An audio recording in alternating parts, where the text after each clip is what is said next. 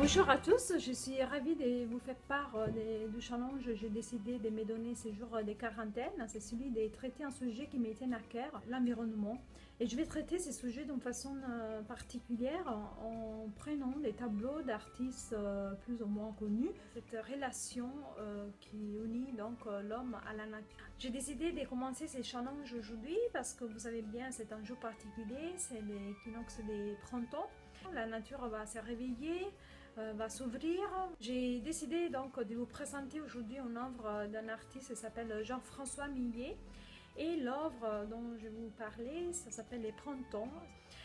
Cette œuvre faisait partie d'un cycle représentant les 4 saisons qui lui était commandé par un mécène qui s'appelait Frédéric Hartmann. Il faut savoir qu'Emillet venait d'une famille d'agriculteurs et que lui-même avait travaillé à la ferme familiale jusqu'à l'âge de 20 ans, âge à laquelle il va donc entreprendre des études en art et il va intégrer l'école des Beaux-Arts à Paris. Par la suite, il décide de s'installer à nouveau à la campagne et en 1849, il s'installe dans le village de Barbizon, dans la forêt de Fontainebleau.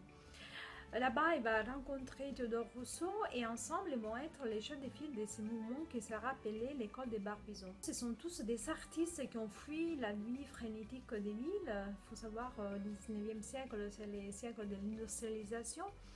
Et ils ont décidé vraiment de fuir de cette industrialisation pour se retrouver donc, dans les calmes et les conforts de la vie sereine de la campagne. Ces artistes ils vont mettre à l'honneur la peinture des paysages. La peinture des paysages jusqu'à l'école de Barbizon, c'était retenu une peinture des 12e degré, une peinture d'un genre mineur par l'Académie des Beaux-Arts qui avait établi une hiérarchie des genres.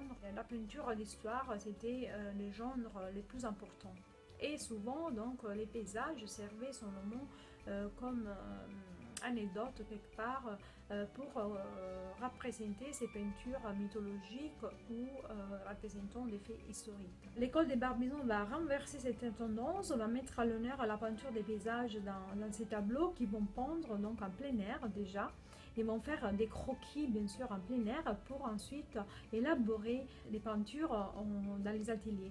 C'est déjà l'époque où on a donc les petits tubes des couleurs qu'on peut transporter avec soi. Donc les artistes peuvent maintenant sortir. Emillet, c'est un artiste qui était très connu déjà de son vivant et dont les œuvres plus connues, même aujourd'hui, ce sont deux en particulier, l'Angélus et les Glaneuses. Cette œuvre que je vous présente, Les Printemps, c'est une œuvre vraiment différente de ces œuvres qu'il a pu faire auparavant. Les sujets de ces tableaux, c'est vraiment la sacralité de la nature. La nature est représentée ici dans toute sa majesté. C'est un tableau où la présence humaine est évoquée à la fois par ce sentier qui nous invite à entrer dans les tableaux, par les vergers, la maison en pierre, la clôture et enfin, regardez bien, il y a un petit paysan représenté sous l'arbre qui se trouve à la fin du sentier. Il y a le ciel noir qui annonce un orage, mais il y a les 3 petits oiseaux blancs qui nous invitent à les suivre, à aller vers ces ciels un peu plus bleus, là où les nuages s'ouvrent, pour laisser passer cette lumière qui est porteuse d'espoir. Un grand arc-en-ciel traverse ces ciels et fait un lien entre le monde terrain et le monde divin. On peut entendre les sifflements du vent grâce à cette utilisation magistrale de la lumière qui, si vous regardez, fait vibrer les feuilles. On peut sentir les frémissements des feuilles. On peut aussi écouter les gargouillis de l'eau, de la pluie qui s'annonce par ces ciels chargés de nuages grises. Et puis, sentir les parfums des premières fleurs du printemps qui se répandent à l'air. Millet nous invite vraiment à regarder ces paysages au ras du sol pour participer avec lui à ces sentiments d'exaltation qu'il ressent face à la nature jusqu'à fusionner avec elle. Tout dans ces paysages est parfaitement à sa place.